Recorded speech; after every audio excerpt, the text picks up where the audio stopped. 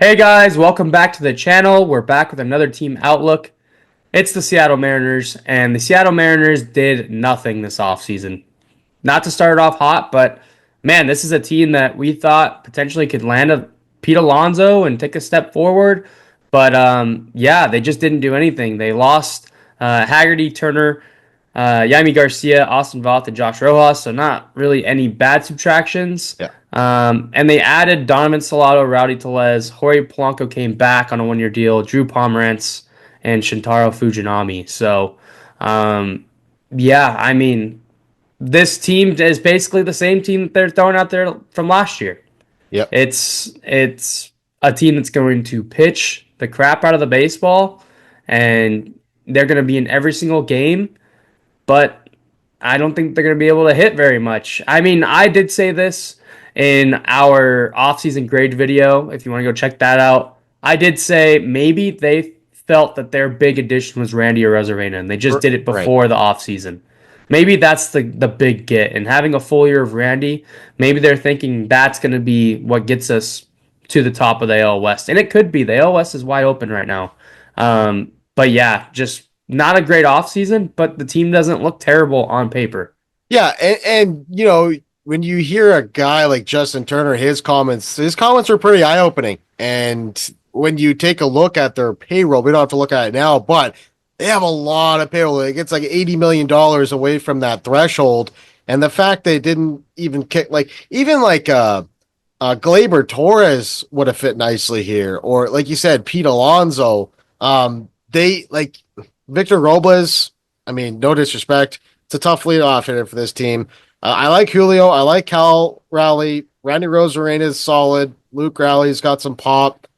Haniger, like he's on his third stint with the team, and Jorge Polanco had a tough year last year. Garver completely lost his spot now, right? So it's like I don't know, man. It's a very frustrating off season. If I was a Mariners fan and this team just lacks a couple bats, like I just feel like they're wasting one of the best rotations we've seen in a long time. Like they tried to maybe trade a guy like Luis Castillo for a bat, but that didn't nothing materialized from that. And that's kind of how they have to do business is they're gonna have to subtract from their pitching to go get a bat. I think that's the route they're gonna have to go down if they want to go that way. Yeah, unfortunately, it feels like there's a stigma around T-Mobile Park at this point. Hitters don't want to go there. They say that they don't see the ball well. So even if they're trying to get a guy on a bounce back contract, Yeah.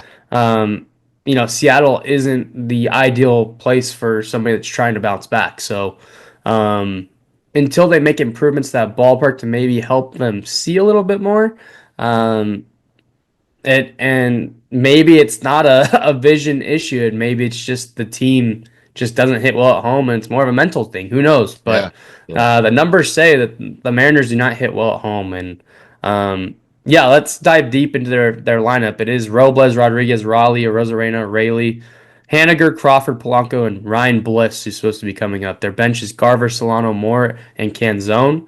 And their rotation, Gilbert, Castillo, Miller, Wu, Hancock. Andres Munoz is in the back half of that bullpen with Snyder, Santos, Thornton, Saucedo, Martinez, Spire, and Vargas. George Kirby is on the IL Yeah. for now, so we'll see what happens with that. Matt Brash should be back, I think, at the end of this year, late this year. Yeah. So he'll be a welcome addition to that bullpen. But yeah, one of the best rotations. They're going to be in it. They can win the AL West. I really believe that. But they're going to have to um, find ways, especially at the trade deadline. They're going to have to make another move for a Randy type of guy Yeah.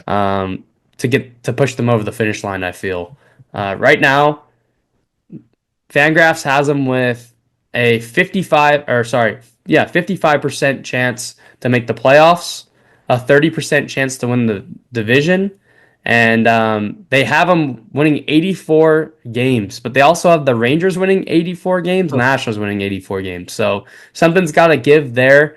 I think this is a winnable division. It's wide open right now.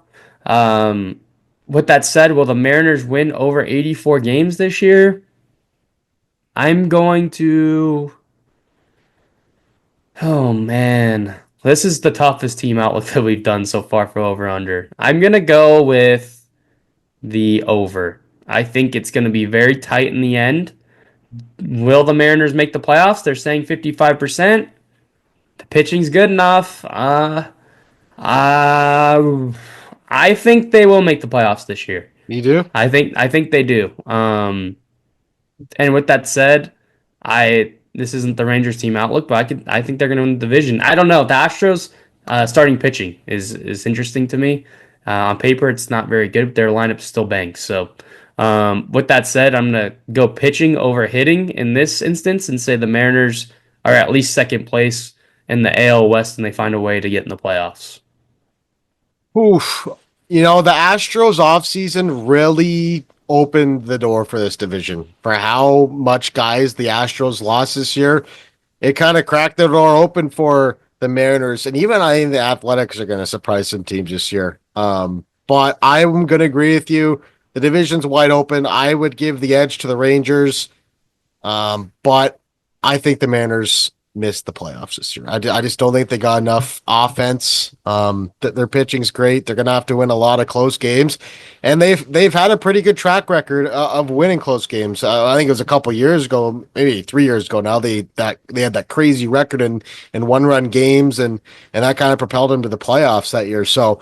They're gonna have to find different ways to win. They're gonna have to be a scrappy bunch, kind of like the Detroit Tigers in the second half of the year. They're just gonna have to scratch and claw and kind of win pitching. But right now, if I had to make a guess, I don't think this team's making the playoffs. Alrighty, well, let us know what you guys think in the comments. That's going to do it for this one. If you like this video, make sure you hit that like and subscribe. And yeah, that's going to do it for this one. So we'll see you on the next one. Later.